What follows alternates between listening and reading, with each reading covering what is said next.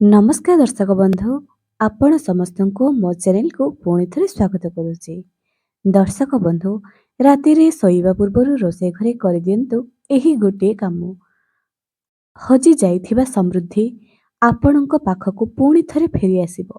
ଯେଉଁ ସମୃଦ୍ଧି, ଯେଉଁ ସୁଖ, ଯେଉଁ ଧନ ଏବଂ ବୈଭବ୍ୟ ପାଇଁ ଆପଣମାନେ ପ୍ରତ୍ୟେକ ଦିନ ସ୍ୱପ୍ନ ଦେଖୁଛନ୍ତି, ଯେଉଁ ଜିନିଷ ଆପଣ ହଜାଇ ଦେଇଛନ୍ତି, ଯେଉଁ ଜିନିଷ ପାଇବା ପାଇଁ ଆପଣମାନେ ଚେଷ୍ଟା କରୁଛନ୍ତି, ମା ଲକ୍ଷ୍ମୀ ଠାକୁରାଣୀଙ୍କର ଦୟାରେ ସେ ସବୁ ଆପଣମାନେ ନିଶ୍ଚୟ ପାଇବେ।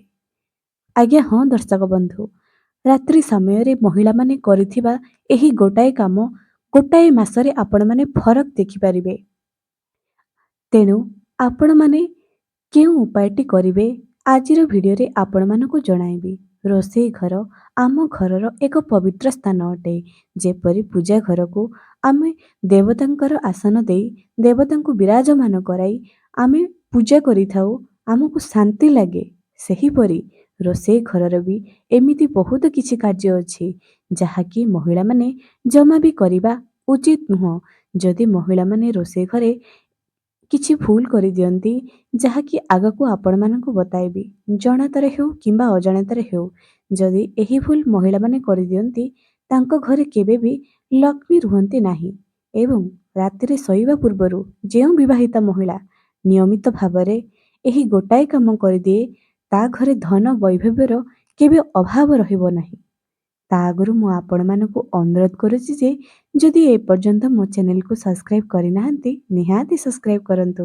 ପାଖରେ ଥିବା ବେଲ୍ ଆଇକନ୍କୁ କ୍ଲିକ୍ କରି ଭିଡ଼ିଓକୁ ଗୋଟିଏ ଲାଇକ୍ଟେ କରିଦିଅନ୍ତୁ ଏବଂ କମେଣ୍ଟ ସେକ୍ସନରେ ଜୟ ମା ଲକ୍ଷ୍ମୀ ନିହାତି ଲେଖନ୍ତୁ। ଏବେ ଦର୍ଶକ ବନ୍ଧୁ, ରୋଷେଇ ଘରେ ଆମେ ଖାଦ୍ୟ ପ୍ରସ୍ତୁତ କରିଥାଉ। ମହିଳାମାନଙ୍କର ଗୋଟିଏ ଅଭ୍ୟାସ, ସେମାନେ ଯେତେବେଳେ ଖାଦ୍ୟ ବନାନ୍ତି, ଲୁଣ ଅଲଣା ଚାଖିବା ପାଇଁ ନିଜେ ପ୍ରଥମେ ଖାଦ୍ୟକୁ ଗ୍ରହଣ କରିଦିଅନ୍ତି। ସେମିତି ଚୁଲୁରୁ ହିଁ ଉତାରି କରି ଗୋଟାଏ ଚାମଚରେ ନିଜ ହାତରେ ଆଣିକରି ଖାଇଦିଅନ୍ତି। ଏପରି ଯଦି କରୁଛନ୍ତି ଆଜ୍ଞା, ତାହେଲେ ଭୁଲ କରୁଛନ୍ତି। ଏହାର ଅର୍ଥ ଆପଣ ଖାଦ୍ୟକୁ ଅଇଁଠା କରିଦେଲେ। ତାପରେ ଯାଇ ଆପଣଙ୍କର ସ୍ୱାମୀ, ଛୁଆ, ଶାଶୁ, ଶ୍ୱଶୁର, ବାପା, ମା ଅନ୍ୟମାନଙ୍କୁ ଖାଇବା ପାଇଁ ଦେଲେ। ଆପଣ ହେଉଛନ୍ତି ଗୃହିଣୀ ଏବଂ ଯାହାକୁ ଅନ୍ନପୂର୍ଣ୍ଣାଙ୍କର ଦର୍ଜା ଦିଆଯାଇଛି। ଘରର ଅନ୍ନପୂର୍ଣ୍ଣା ଯାହାଙ୍କ ହାତରେ ରୋଷେଇ ଅତି ସୁନ୍ଦର ହୋଇଥାଏ, ତା ଉପରେ ମା ଲକ୍ଷ୍ମୀଙ୍କର ଆଶୀର୍ବାଦ ଥାଏ। କହିବାର ମାନେ ଏଇଆ ନୁହେଁ ଯେ ଯେଉଁମାନଙ୍କ ହାତରେ ରୋଷେଇ ଭଲ ହେଉନାହିଁ ସେମାନେ ମା ଲକ୍ଷ୍ମୀଙ୍କର ଆଶୀର୍ବାଦ ପାଇନାହାନ୍ତି। ନାଇଁ ଆଜ୍ଞା, ଯେତେବେଳେ ରୋଷେଇ କରୁଛନ୍ତି, କିଛି ମହିଳା ବ୍ୟକ୍ତିବିଶେଷ ଏମିତି ଥାନ୍ତି ଫୋନରେ କଥା ହୋଇକରି, ମୋବାଇଲରେ କଥା ହୋଇକରି ଖାଦ୍ୟ ପ୍ରସ୍ତୁତ କରନ୍ତି। ଖାଦ୍ୟ ପ୍ରସ୍ତୁତ କରିବା ବେଳେ ସବୁବେଳେ ନିଜ ମନକୁ ଶାନ୍ତ ରଖନ୍ତୁ। ଆପଣ ଖାଦ୍ୟ ପ୍ରସ୍ତୁତ କରୁଛନ୍ତି, ସେହି ସମୟରେ ଆପଣଙ୍କର ମନ ଯେତେ ପ୍ରସନ୍ନତା ରହିବ, ଆପଣ ଯେତେ ଖୁସି ମନରେ ଈଶ୍ୱରଙ୍କର ନାମ ଜପ କରି କିମ୍ବା ପ୍ରସନ୍ନ ମନରେ ଖାଦ୍ୟ ପ୍ରସ୍ତୁତ କରନ୍ତୁ, ସେହି ଖାଦ୍ୟ ଅମୃତ ତୁଲ୍ୟ ସମାନ ହୋଇଥାଏ। ସେହି ଖାଦ୍ୟ ଯେଉଁ ବ୍ୟକ୍ତିବିଶେଷ ଖାଇଥାନ୍ତି, ସେହି ପରିବାରରେ ଏକତା, ସୁଖ, ସ୍ନେହ, ପ୍ରେମ ରହିଥାଏ। ଯେଉଁ ଘରର ମହିଳା ଚିଡ଼ଚିଡ଼ି ହୋଇ ରାଗ କରି ଗାଳି ଗୁଲଜ କରି ଖାଦ୍ୟ ପ୍ରସ୍ତୁତ କରିଥାଏ, ସେହି ଖାଦ୍ୟ ଖାଉଥିବା ପ୍ରତ୍ୟେକ ବ୍ୟକ୍ତି ବିଶେଷଙ୍କ ଭିତରେ କେବେ ପଡ଼େନି। ସେମାନଙ୍କ ମଧ୍ୟରେ କେବେ ଏକତା ଭାବ ଆସେନି। ସମସ୍ତେ ଜଣେ ଅନ୍ୟ ଜଣଙ୍କ ଭିତରେ ପଡ଼େନି ଏବଂ ଚିଡ଼ଚିଡ଼ା ସ୍ୱଭାବର ହୋଇଥାନ୍ତି। ସେହି ଘରର ମହିଳାମାନଙ୍କର ଯେଉଁ ଖାଦ୍ୟ ରୋଷେଇ କରାଯାଇଥାଏ, ସେହି ଘରର ଲୋକମାନେ ଦେଖିବେ କେବେ ବି ଉନ୍ନତି କରନ୍ତି ନାହିଁ। ନିଜକୁ ଥରେ ପରୀକ୍ଷା କରନ୍ତୁ। ଆପଣ ଖାଦ୍ୟ ବନାଇବା ବେଳେ ପ୍ରସନ୍ନ ଚିତ୍ତରେ ବନାଉଛନ୍ତି ନା ଚିଡ଼ଚିଡ଼ି ସ୍ୱଭାବରେ ବନାଉଛନ୍ତି? ଯଦି ଚିଡ଼ଚିଡ଼ା ସ୍ୱଭାବରେ ବନେଇ ଦିଅନ୍ତି, ତେବେ ଏହି କଥାକୁ ଆପଣମାନେ ବନ୍ଦ କରିଦିଅନ୍ତୁ। ଏହା ଜମା ବି ଭଲ ନୁହଁ। ଯଦି ଆପଣମାନେ ନିଜ ରୋଷେଇ ଘରେ ଅଇଳାକୁ ଏକାଠି କରି ବହୁତ ସମୟ ପକାଇକି ରଖନ୍ତି, କିଛି ମହିଳା ଅଛନ୍ତି ରୋଷେଇ ଘରେ ସେମିତି ଅଇଳା ପଡ଼ିକି ରହିଥିବ ଏବଂ ଛୋଟ ମାଛି ବୁଲୁଥିବ, ଏହା ଦରିଦ୍ରତାର ମୁଖ୍ୟ କାରଣ ଅଟେ। ତାପରେ ବି ଆମେ କହିବା ଯେ ଆମେ ବହୁତ କାର୍ଯ୍ୟ କରୁଛେ, କିନ୍ତୁ ତାପରେ ବି ମା ଲକ୍ଷ୍ମୀ ଆମ ଉପରେ ପ୍ରସନ୍ନ ହେଉନାହାନ୍ତି। ଗୋଟିଏ ନୁହଁ ଆଜ୍ଞା, ଯଦି ଆପଣମାନଙ୍କୁ ସମୃଦ୍ଧି ଚାହୁଁଛନ୍ତି, ମୁଖ୍ୟ ଦ୍ୱାରରୁ ଆରମ୍ଭ କରି ବାଥରୁମ୍ ପର୍ଯ୍ୟନ୍ତ ଗୋଟାଏ ଜିନିଷକୁ ଆପଣଙ୍କୁ ଜଗି ରଖି ଚଳିବା ପାଇଁ ପଡ଼ିବ। ତାହେଲେ ଯାଇ ଆପଣ ମା ଲକ୍ଷ୍ମୀଙ୍କର ପ୍ରିୟ ହୋଇପାରିବେ। ନିଶ୍ଚୟ ମା ଲକ୍ଷ୍ମୀଙ୍କର କୃପା ଆପଣଙ୍କ ଉପରେ ବର୍ଷିବ। ଥରୁଟିଏ ନିଜ ଜୀବନକୁ ଯଦି ବଦଳାଇ ଦେବେ, କର୍ମ ବଦଳାଇ ଦିଅନ୍ତୁ, ଭାଗ୍ୟ ଆପେ ଆପେ ବଦଳିଯିବ। ଏବେ ଆପଣମାନଙ୍କୁ ରାତ୍ରିରେ କ'ଣ କରିବାର ଅଛି? ରାତ୍ରି ସମୟରେ ପ୍ରତ୍ୟେକ ଦିନ ଏହି କାର୍ଯ୍ୟ ପ୍ରତ୍ୟେକ ବିବାହିତା ମହିଳା କରିବେ। ପିରିୟଡ଼ର 6 ଦିନ ପର୍ଯ୍ୟନ୍ତ ଜମା ବି ଏହି କାର୍ଯ୍ୟ କରିବେ ନାହିଁ। 7 ନମ୍ବର ଦିନରୁ କରିବେ। ତ ରାତିରେ ଶୋଇବା ସମୟରେ କିଚେନକୁ ପୁରା ସଫା କରିଦେବେ। ଜମା ବି ଅଇଁଠା ବାସନ ରଖିବେ ନାହିଁ। ଚୁଲାକୁ ସଫା କରିଦେବେ। ତାପରେ 2ଟି ଲବଙ୍ଗ, 2ଟି କର୍ପୂର ପ୍ରତ୍ୟେକ ଦିନ ରାତ୍ରିରେ ଗୋଟିଏ ଚାନ୍ଦି ଅର୍ଥାତ୍ ରୂପାର କଟୋରୀରେ କିମ୍ବା ଷ୍ଟିଲର କଟୋରୀରେ ନତୁବା ଗୋଟିଏ ମାଟି ଦୀପରେ ପ୍ରତ୍ୟେକ ଦିନ ଜଳାଇବା ପ୍ରାରମ୍ଭ କରିଦିଅନ୍ତୁ। ଯଦି ଆପଣ ରୂପାର କଟୋରୀରେ ଜଳାଇବା ପାଇଁ ଚାହୁଁଛନ୍ତି, ଗୋଟିଏ ମାଟିର କଟୋରୀରେ 2ଟି ଲବଙ୍ଗ, 2ଟି କର୍ପୂରକୁ ରଖିଦେବେ।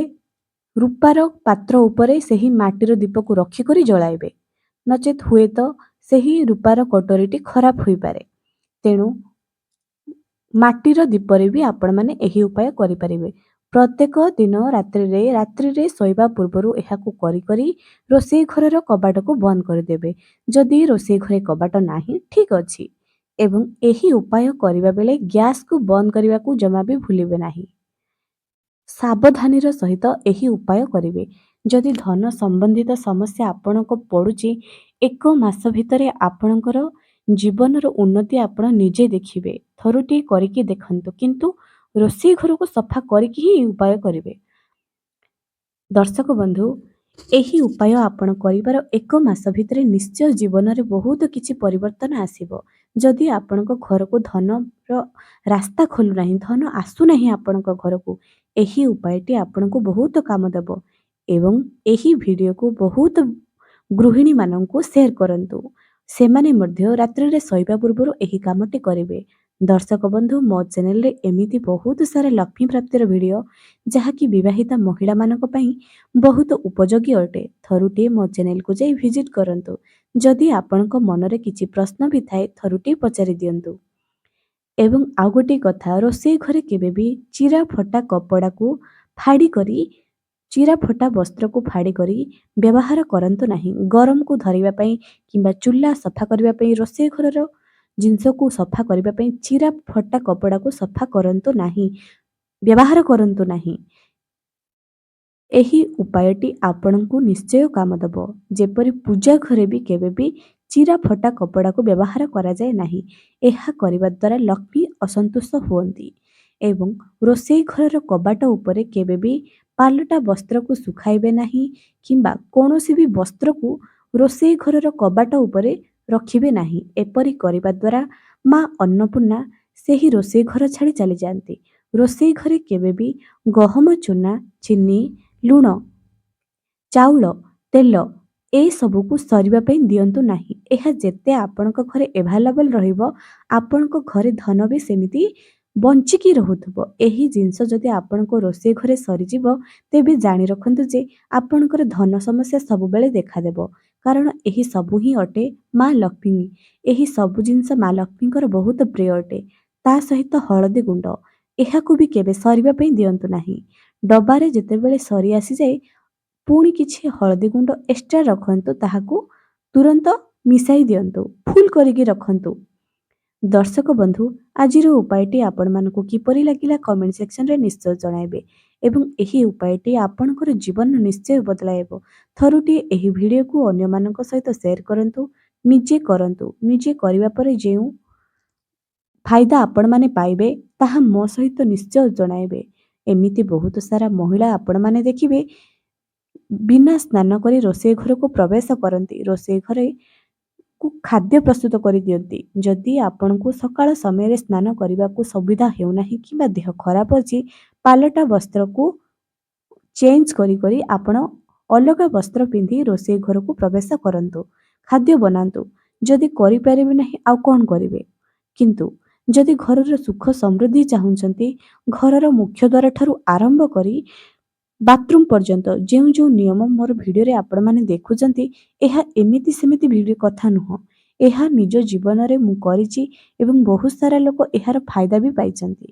ତେଣୁ ଏହି ଉପାୟ ଆପଣମାନଙ୍କର ଜୀବନରେ ନିଶ୍ଚୟ ଲାଭ ପ୍ରଦାନ କରିବ।